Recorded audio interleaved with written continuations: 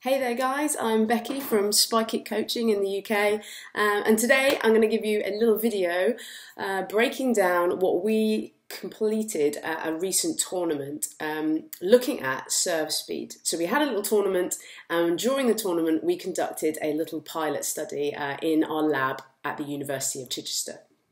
So we're going to start off with going into just a tiny bit of detail about what we did and what we have found. In terms of the study, what we were looking for, it was basically working as a pilot study. We wanted to look at the methods of data collection and the methods of data analysis. So we want to get a little insight into how we may move forwards with collecting data when it comes to RoundNet. And starting off with the serve, we need a base point, so this is what we're starting with. We're also doing it to give a little feedback to our players, you know, the guys that came along to the tournament. It gives them a tiny little bit of feedback. And it also helps us to confirm some assumptions. So things that we already believe about serving and what we expect to see, we're going to look at those and basically confirm those. Okay, so what we asked for. So like I said, we had this little tournament, little indoor tournament at University of Chichester. We asked as many of our UK top players to come along. And we asked them in between the tournament to come into the lab with us, our biomechanics lab that we have set up there, and have a little look at their serve. Now, it was very particular about what we asked for, which did throw the players a little bit, but there is rationale for this. So what we asked for was a serve that had no spin. So we wanted just power. We've all watched multiple videos from How to RoundNet and such like that, talking about the effectiveness of spin, top spin, cut serves, all those kinds of things. But for us to initially just look at the methods of analysis and what we can see in terms of just pure speed, we wanted to start off with just the power. And if we get that as a baseline, we can then go into further detail and further research with spin, different types of serves, angles, so much more that we want to cover at a later date. So to start off with, no spin, which is tricky for a lot of players.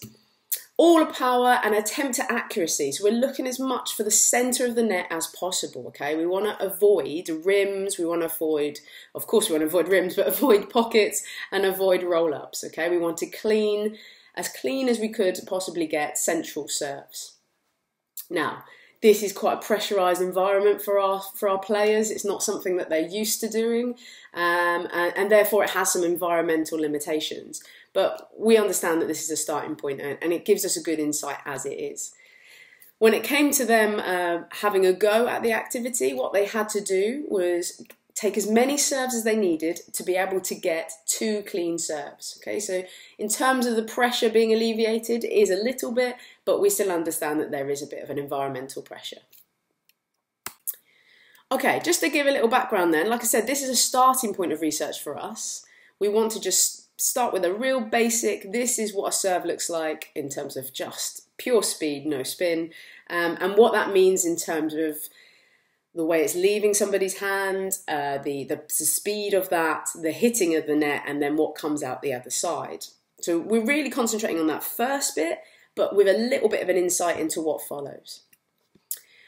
We all know that surfing is way more than just speed, okay? We know it's way more than that, but this, like I said, is going to confirm some assumptions for us before continue on to more complex research and more indicative research that will be more game-friendly. When we also know that there's more to the player than just the serve, but this is, like I said, an easy-ish place to start. And a great way for us to provide feedback for our players.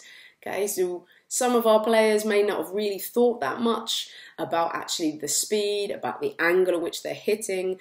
Like I said, we're only going to touch upon that, but it's a little thing to sow some seeds in their minds to have a little think about what it is they're doing and what it is they're concentrating on with their serve. Okay, so serve speed into the net, the initial assessment. So we're looking at, once it's left the hand, the speed in which it is travelling towards the net. So we've got a little bit of the travel, the flight, and then the loss of speed on the net. We're going to look just at that first bit to start off with. we're first going to look at player one then. So player one was happy to have his research shared, and he was the highest top speed to the net. So the highest speed registered for our analysis from the hand to the net. His top speed measured in meters per second was 23.36. And the equivalent to that was 52.25 miles per hour, which people like to say more so and relate it to such as tennis or cricket or elsewhere. Okay, so from leaving his hand, that's the top speed we registered, which is basically literally just as it leaves his hand. You know, that's the highest speed that we get. So let's have a little look at player one. If you have a little peek here. So this is the trace that's been drawn through the analysis.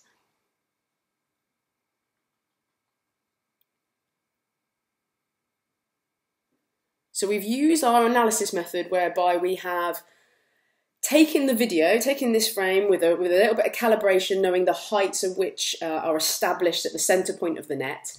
And then we have basically taken points from every single frame shot in the video, and it was a high frames per second.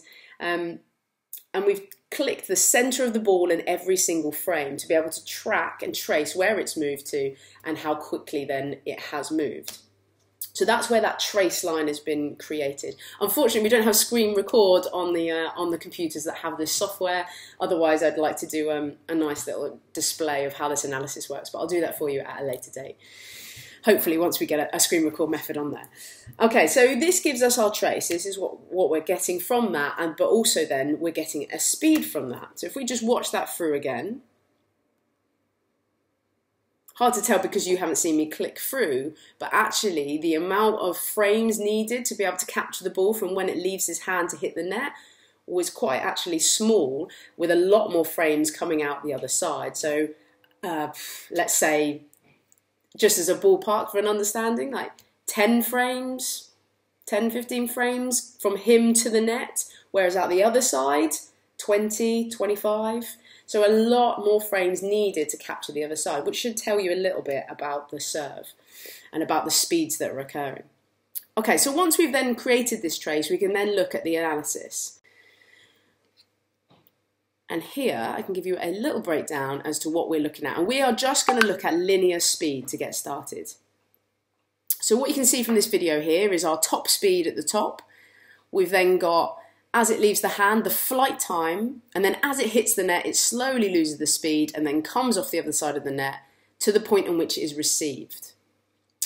Okay, so what we can see from that is we've got a high top speed, losing speed after it's left the hand and whilst it's in flight, losing speed quite heavily as it hits the net, and then maintains a speed outside of that to the point in which it is received. Now we've estimated receive points at this stage. When we do our next piece of work, we'll have an established receive point, which obviously can change, but we're going to go for around the service line to keep some continuity. So 7 foot in and then 7 foot out for the receive.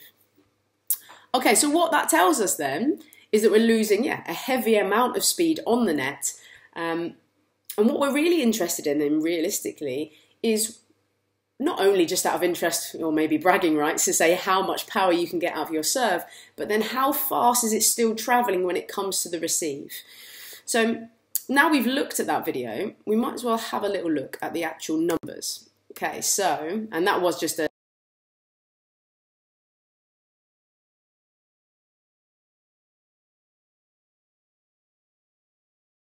back at that data then. As we've seen here, like we said, Ben has got the highest top speed, but averaging out 8.3 in terms of receive speed. Dan also hitting a 21, but hitting an 8.04 in terms of outside the other side of the net, even if that did have a tiny bit of spin. I'd say it wasn't very much. And then even with myself hitting at like only 15, then we only got a 5.8 the other side, but it's still equating around a 60% loss. Relative to the power that was put in. Okay, so let's look a little bit at something tiny more interesting. We've got everybody else's scores here. They can have a little peek for themselves, and you could go into further detail of looking at the difference and loss of speed and such. And those individual players I'm more than happy for them to get in touch and ask me about their serves and send them their individual video footage. So let's have a little look at if we look then at a serve from myself, like purposely very high.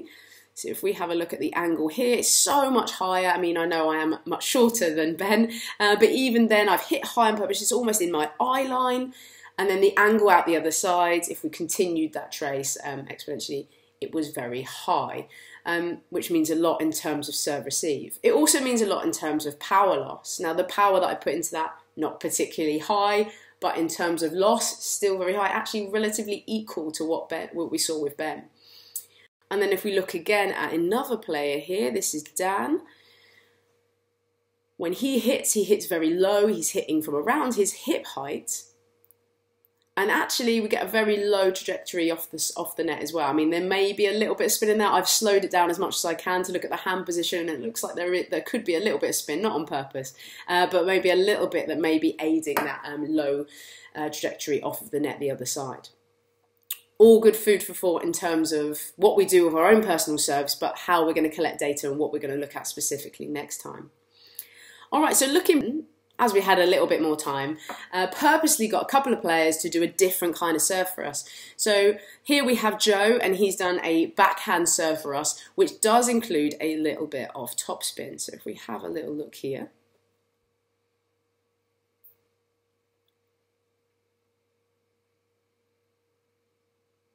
Hands coming off the top of the ball, open hand, and providing a little bit of topspin.